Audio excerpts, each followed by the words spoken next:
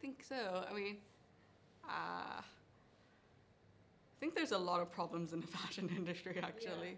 Just in terms of issues, I mean, I think it's just the industry as a whole is really unhealthy. I mean, in terms of economical profit, social and beauty ideals, it's gone a bit wrong. Like you just have such a big portion of people who are, I'd say, poorly unpaid or their talent misrepresented in a way in their wages, and it gets hard. And like down on the spectrum of production in the industry, I think people suffer a lot in in developing countries where they produce the garments on a mass scale. And I just think it's getting hard because it's just like it's fashion on demand. Well, I think there's so many issues about fashion so far, but um, I feel like a lot of the journals are like talking about designers, of how they don't have the space or the time to create a new collection. In the sense that, I don't know, it's like you go on internet, you watch movies, you got Netflix, you got everything, you can just click this. Same with fashion. So at the end of the day, it just gets bland. The market's saturated. You have so many people trying to get and achieve the same goals that it's mind-numbing, and it's difficult for young aspiring designers to compete there too. It's difficult to like boil it down because there's so many other factors, and then there's like a range of things.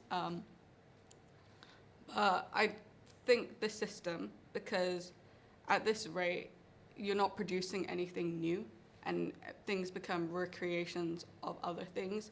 I think that although like Alessandro Michele's work at Gucci, he's really I personally think the designs, they're just recreations, and they're like, he calls them faux vintage, but they've been really hyped about because he's changing the direction of Gucci. But I think we need something bigger. Like, I think we need to let new designers flourish, which is also probably why I think that houses should die when the designers actually die, for new designers to allow to grow. But there are a few like designers, even like J.W. Anderson, even saying that he quite liked the speed of fashion, and maybe it's just something that people needs to start adapting to because they're engaging with digital cultures a bit more. And yeah, sure, now you have to respond to the global market and get products out there. But I think we're doing it in the wrong way, where it has to come all from one place. But I think if you get over that and you realize, well, I've done such a good pathway, I have such great experience in these brands, and I've learned so much, why don't I go, I wouldn't say export, it sounds really like dull, but export my creativity, my talent somewhere else. Because there are loads of fashion platforms, as we say, like it's a global market. You can go on the internet and see everything. So even though, like, let's say you go, I don't know, LA. Like LA is great, right? It's fun. It's like they do a lot of things with like clean energy, all this kind of stuff, sustainable businesses. You could go to LA and try to do something there, but people won't want to forcibly go there because like, what's haute couture in LA? People always have a desire to buy more and more, and I think this system puts pressure on designers to continuously produce collections for the customer, and it doesn't really allow for much room for creative thought and ingenuity. The products they're making are becoming more commercial. The way people are also interacting with products are also very different. It's becoming more disposable.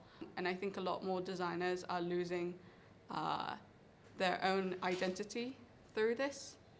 It just seems sometimes like, are we predicting something that is a bit way too far? Like maybe we also say how print is dead, but also like there's still print magazines existing. So are we like predicting this way too far, or scaring people way too much about how fashion is crashing? Like,